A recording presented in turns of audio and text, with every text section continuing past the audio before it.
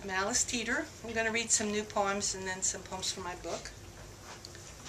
This is called The Bucket, and it just got published at the Per Contra online magazine, percontra.net.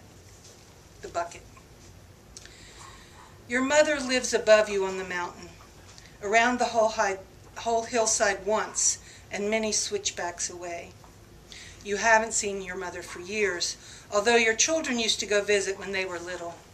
Your youngest girl, the theoretical mathematician, is the one who figured out the angles and the lengths and what exactly it would take for your mother to be able to drop a bucket down the slope and knock it against your door. It was all right when your littlest girl was there to read the notes and do her bidding, but once the kids had all left for school or their lives off this mountain, you were left alone with the thump, thump, thump on your door. Once or twice a day, always something. A pinch of salt, the newspaper.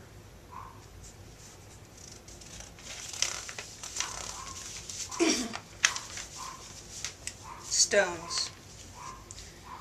She wanted to know. She asked, not long before she died. I answered, fingers over my mouth, my voice muffled. Forgiveness is a slow, slow turn of many rocks, or the same one rolled again and again, a painstaking look at the veins of quartz, a test of surface with tongue, see what shines, the dirt and bits of leaves brought in, the tang of swallowed grit between the teeth, the crunch, brittle in the ears. It takes a lot of wary cleaning, the watchful piling up of many stones, to understand all of what you forgive and whom.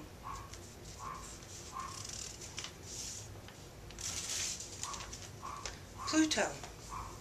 What child doesn't know the secret of Pluto, that we are all that icy orb so distant as to be invisible, so far away from the blazing sun, gaining atmosphere only to lose it, a tiny speck, not sure we really are what we say we are.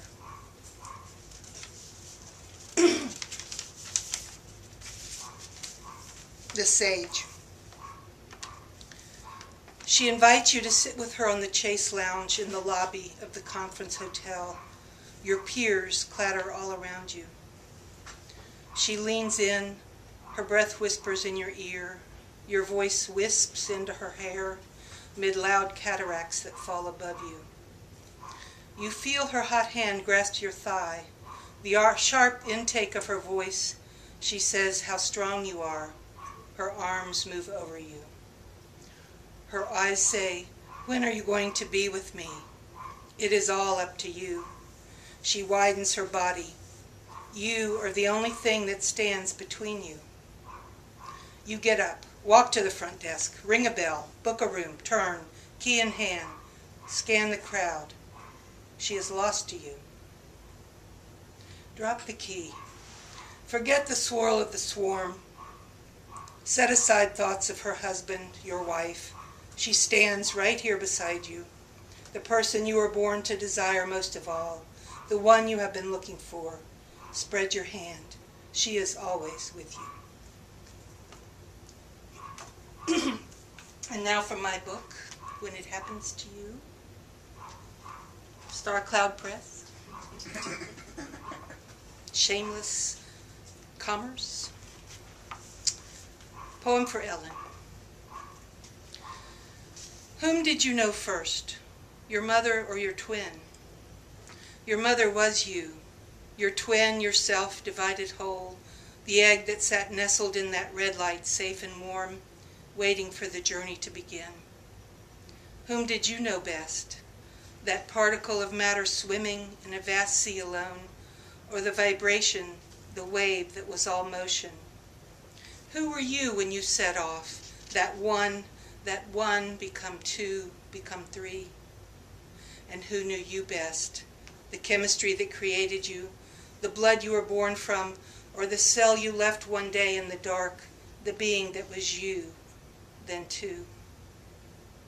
Who were you closest to, your mother who held you in her body growing, or the you were held with, the two of you, forearms pushing against each other in the hot stew that fed you and you, that kept your bodies warm and your minds alive. What was that like, to be born first, shoved out alone and handled by substance you couldn't perceive in an enormous rush of air? And what was that like, to be left behind? Was it terrifying and luxurious, all that space so suddenly yours alone?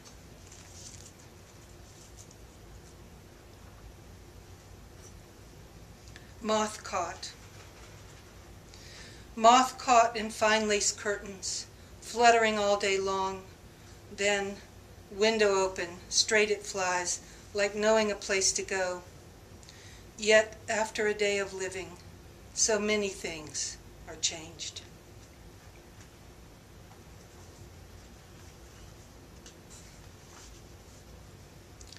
Dream 1, my mother writes poetry.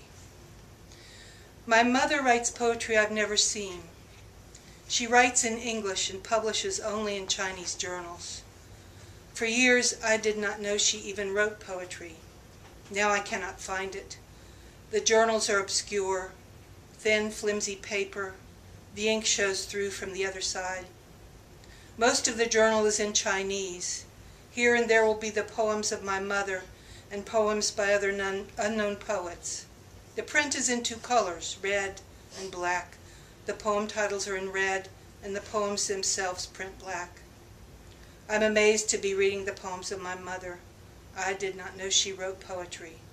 Most of her poems are lost to me. Sometimes when I find one of those small Chinese party umbrellas, I unroll the paper that makes up the shaft and look for her poems. I have to be very careful to unroll it in one piece, spread it out on a clean flat surface, check it back and front. When I am lucky, I find a poem and read the words of my mother's heart, scattered among the hieroglyphs of another language, printed in a country I have never seen.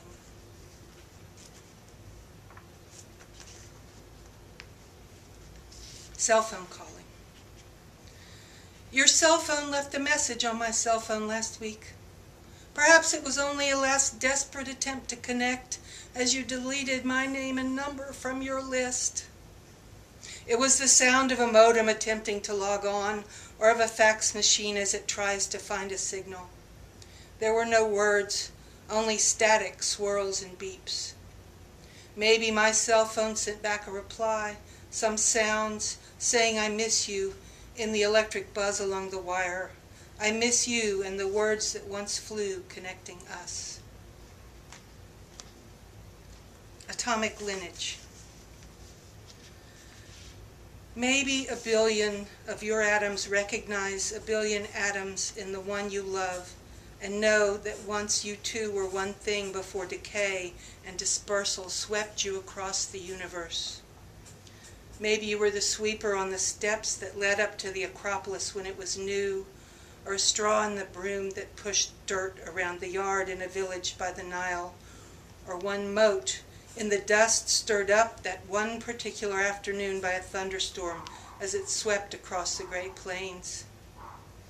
You could have been the meteorite that flared in the sky 20,000 years ago, burning down to nothing, becoming atoms flying, becoming air and water, becoming nitrogen and helium, becoming new, dispersing across the face of the earth. Maybe our atoms know each other, wanting to be that one remembered thing, finding that the only dance now is gravity and light, always an infinite space apart. Thank you.